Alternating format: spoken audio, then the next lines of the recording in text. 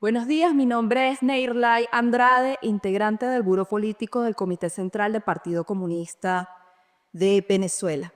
Bueno, el día de hoy, en primer lugar, queremos referirnos en nuestra habitual declaración de prensa a un hecho que no puede pasar por debajo de la mesa, y es que este 10 de diciembre se cumplen 1000 días sin aumento del salario en Venezuela.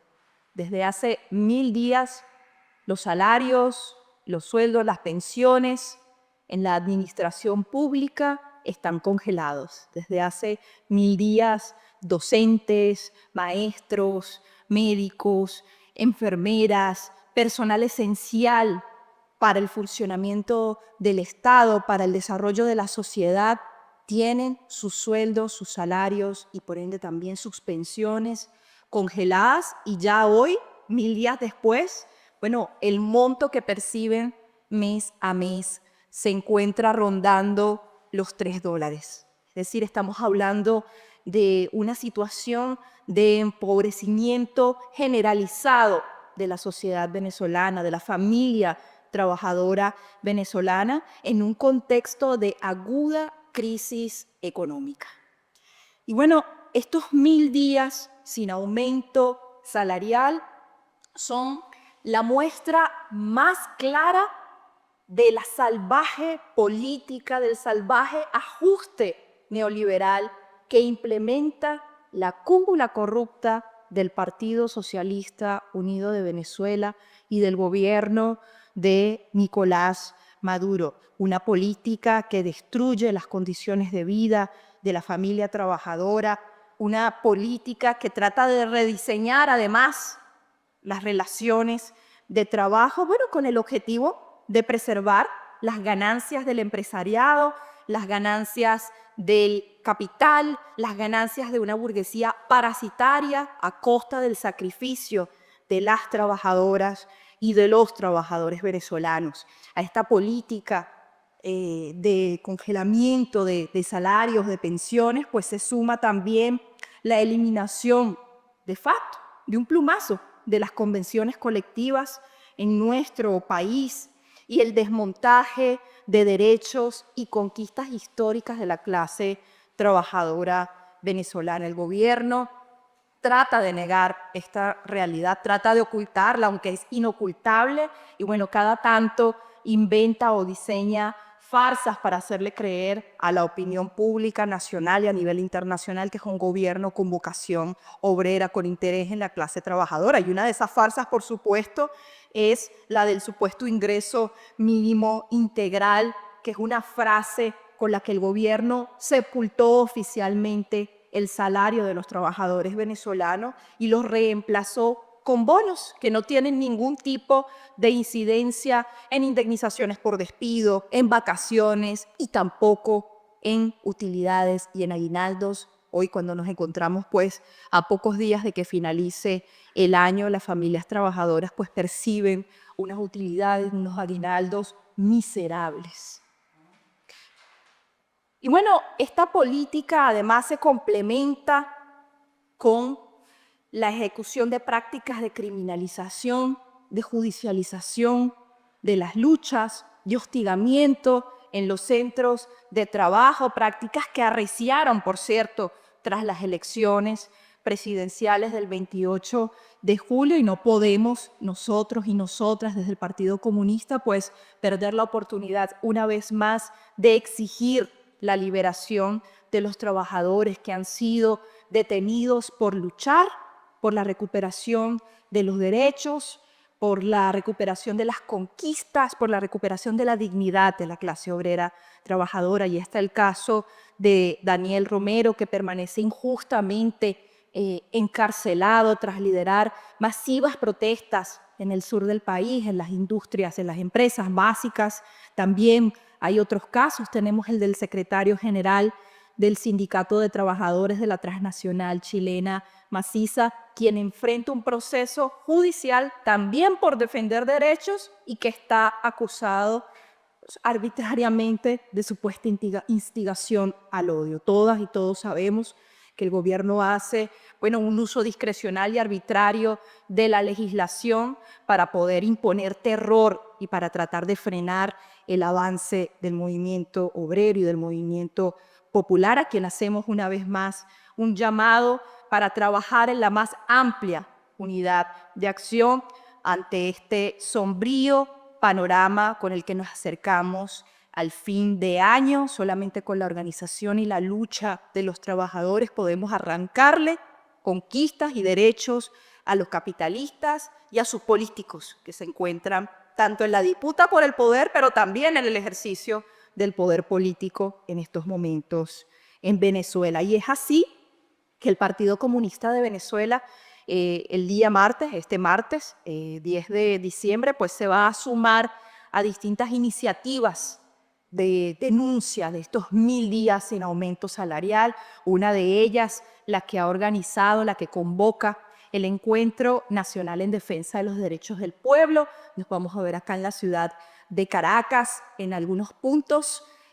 con piquetes de protesta para exigir el cese de esta política de carácter antiobrero y antipopular y la recuperación de un salario para que se pueda vivir con dignidad como mandata la Constitución. También este 10 de diciembre es el Día Internacional de los Derechos Humanos, que este año en nuestro país tiene unas sombrías particularidades. Estamos en un contexto dramático. Recordemos que tras el anuncio de los resultados de las elecciones presidenciales el 28 de julio, pues no solamente surgió espontáneamente el descontento y la protesta popular, sino que también la respuesta gubernamental fue de implementación de una contraofensiva represiva que dejó a miles de personas detenidas, muchos de ellos jóvenes que fueron capturados de manera arbitraria, muchos de ellos sin siquiera participar en estas protestas y que hoy se encuentran en centros penitenciarios en condiciones de precariedad material, pero también han denunciado sus familiares, de falta de atención médica. Hay casos de personas con graves problemas de salud que fueron detenidas arbitrariamente en este contexto de protestas postelectorales que hoy presentan problemas de salud física, también situaciones delicadas de salud mental. Nosotros exigimos nuevamente la liberación inmediata, particularmente de los menores de edad y los jóvenes que fueron detenidos durante este periodo. Estudiantes que hoy se tendrían que hoy deberían estar pues en su centro presentando sus exámenes finales de fin de año y se encuentran en cárceles venezolanas de una manera totalmente injusta y violatoria de sus derechos humanos. Esta escena, esta imagen de fin de año confirma los rasgos autoritarios del gobierno, la deriva autoritaria del gobierno de Nicolás Maduro, y nosotros reiteramos toda nuestra solidaridad con estos jóvenes, con estos menores de edad, con sus valientes madres que están denunciando su situación ante el país, ante la opinión pública nacional e internacional. En tercer lugar, el día de hoy, el Partido Comunista de Venezuela quiere referirse a la recientemente promulgada Ley Orgánica Libertador Simón Bolívar contra el bloqueo imperialista y en defensa de la República Bolivariana de Venezuela. En primer lugar, el Partido Comunista de Venezuela quiere reiterar su talante, su carácter y su vocación antiimperialista y de defensa de la soberanía y de los intereses del pueblo venezolano. Ha sido a lo largo de los últimos años el Partido Comunista de Venezuela una de las principales organizaciones políticas que ha exigido cárcel para todos aquellos y todas aquellas que han pedido sanciones criminales, intervenciones militares o de cualquier otra índole extranjeras en los asuntos internos de Venezuela. Ha sido el Partido Comunista quien ha organizado importantes iniciativas de solidaridad internacional en horas aciagas para el proceso de cambios en Venezuela. Y es hoy el Partido Comunista quien va a mantener en alto sus banderas de lucha antiimperialista y en defensa de los intereses de la nación. No todas las organizaciones políticas pueden mostrarle esta hoja de presentación al pueblo venezolano como lo puede hacer hoy el Partido Comunista de Venezuela. Y debemos decir esto para expresar nuestra preocupación a aspectos contentivos de esta llamada Ley Orgánica Libertador Simón Bolívar, sobre quien habrá que hacer en algún momento un desagravio por las implicaciones que tiene este instrumento legal para la vida política del país. En nuestra opinión, esta ley es parte de un entramado jurídico que está construyendo la cúpula del gobierno de Nicolás Maduro, que es contrario a la Constitución de la República Bolivariana de Venezuela y con el que intenta fallidamente, por supuesto, darle una supuesta legalidad a su viraje despótico, a su política de criminalización, de hostigamiento, de represión contra los actores políticos que legítimamente lo adversamos y utilizan entonces las criminales sanciones como una excusa para darle, carta blanca a la represión y a la persecución política de la disidencia dentro de nuestro país. El Partido Comunista condenó la mal llamada Ley Bolívar, que se firmó en el Congreso de Estados Unidos. Pero el Partido Comunista de Venezuela no puede aceptar que las sanciones criminales, que las sanciones imperialistas, ilegales, que pesan sobre los hombros de las y los venezolanos, sean utilizadas de excusas ya no solamente para la corrupción, para la opacidad en el manejo de los recursos y de los bienes de la República, sino que ahora además sea utilizada para emprender o para arreciar la persecución contra las organizaciones que legítimamente levantamos banderas críticas a la política antiobrera, antipopular y autoritaria del gobierno de Nicolás Maduro. Elementos muy preocupantes de este instrumento legal está este llamado registro nacional, que pareciera una lista negra, una lista de sospechosos, de personas que queda pues su composición, la composición de este registro pues a discrecionalidad de quien ejecute, de quien implemente esta ley para decir quiénes son, pero además para vulnerar derechos civiles, derechos fundamentales de un ciudadano, aun cuando esté enfrentando un proceso de carácter judicial, y esto no puede ser tolerado en una sociedad como la sociedad venezolana. Pero además tenemos en este instrumento legal el planteamiento de penas, el planteamiento de sanciones que contrarían el espíritu, la razón de las leyes en el país, en un país donde, tenemos penas máximas de 30 años. En esta ley se están planteando penas de inhabilitaciones de 60 años. Es decir, es algo que contraría no solamente el espíritu de la Constitución, sino los preceptos sobre los cuales se ha constituido la jurisprudencia en nuestro país para estos casos. Queremos alertar sobre el uso arbitrario y discrecional que se pueda tener sobre esta ley para poder, repito, perseguir, hostigar y tratar de neutralizar a los actores del movimiento obrero, del movimiento popular, del movimiento sindical en nuestro país. Y desde el Buró Político hemos mandatado a nuestra Diputación en la Asamblea Nacional para que estos planteamientos sean transmitidos al Parlamento venezolano. En cuarto lugar, queremos referirnos a las elecciones de los jueces de paz que están programadas, están convocadas para realizarse el próximo domingo 15 de diciembre en nuestro país. En primer lugar, a modo de contexto, y es muy importante para comprender la naturaleza de estas elecciones, queremos referirnos a la reforma parcial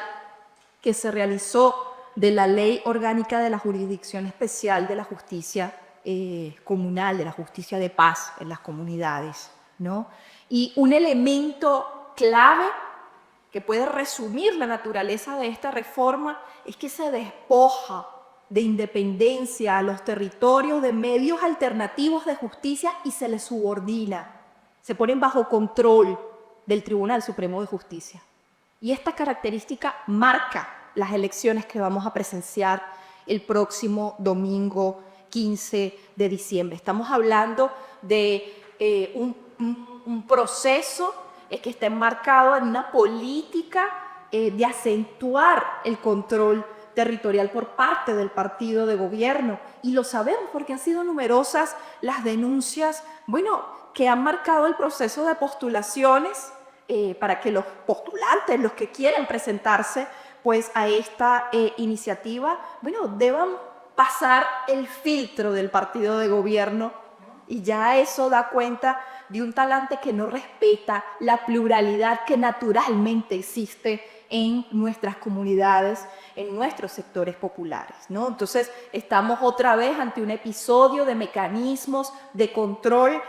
territorial por parte de las organizaciones de base del partido de gobierno que ya han tenido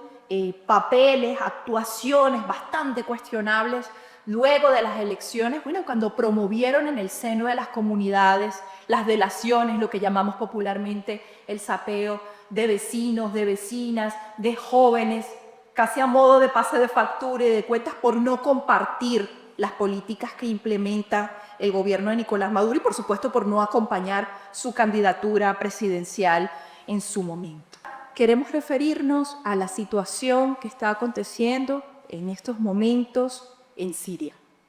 Lo primero que queremos decir es que la situación en Siria es parte de un plan mucho mayor, de un plan de reestructuración del Medio Oriente que llevan adelante, que llevan a cabo de manera sistemática, permanente, por eso hablamos de un plan. Las principales potencias imperialistas, centros del capital mundial, del capital transnacional. Y que este plan tiene a su operador, a su brazo político, en el Estado sionista de Israel, que opera, que actúa como ese brazo, ¿no?, de este plan general del capital transnacional, de este plan del imperialismo que busca fragmentar el territorio para poner a una región que es rica en recursos, por donde transitan rutas de comercialización, ponerla bajo su control y al servicio de sus intereses. Queremos alertar que Siria puede convertirse en una nueva Libia en los próximos días. Y a los que hoy, de una manera poco razonada, celebran el avance de estas fuerzas que llaman algunos rebeldes, que fueron muy bien armadas y financiadas por el Estado sionista de Israel, por el gobierno de Turquía, que son fuerzas, fundamentalistas, fuerzas que en nada van a tributar por su orientación ideológica, por su orientación política, a procesos de democratización en la región. Pero además, lo que hemos visto en los últimos días, y esto lo decimos con mucho pesar, es el avance del sionismo. Hemos visto ya bombardeos de Israel en Damasco, hemos visto el avance territorial de Israel luego de, la toma importante de varias ciudades de Siria a manos de estos grupos. El sionismo avanza y los pueblos cargan con lo peor de esta política de reestructuración, de dominio, de neocolonización de la región de Medio Oriente. Y es por ello que nosotros reiteramos nuestra solidaridad con los pueblos de esta región y nuestra solidaridad con la resistencia árabe que enfrenta al sionismo, que enfrenta al imperialismo, que enfrenta al capital y que lucha por el derecho legítimo y soberano de estos pueblos a existir y a vivir en paz. No queremos cerrar esta rueda, esta declaración de prensa sin recordar que hoy, 9 de diciembre, se cumplen 200 años de la heroica batalla de Ayacucho, una batalla clave, pues selló la independencia de América Latina y dio paso a lo que Bolívar convocó como la unidad latinoamericana, ¿no? Fue la antesala a la convocatoria de lo que posteriormente se conoció como el Congreso Anfitriónico de Panamá, que fue la respuesta de la unidad frente a las pretensiones del imperialismo en aquella época. Además, esta batalla fue un ejemplo que moralizó a las fuerzas patriotas, a las fuerzas que resistían, bueno, los embates de la corona, por supuesto. Antonio José de Sucre cumplió un rol destacado en esta importante gesta que hoy recordamos y se la recordamos al pueblo venezolano como un ejemplo histórico de lo que puede hacer este pueblo cuando se propone enfrentar a enemigos poderosos en situaciones que aparentemente, materialmente, son poco favorables. El pueblo venezolano, el bravo pueblo venezolano, ha demostrado en su historia republicana, en su historia independentista, bueno, una vocación de libertad que no lo ha detenido en ningún momento, y nosotros hoy evocamos ese carácter de nuestro pueblo para las batallas presentes y venideras que enfrentaremos juntas y organizados.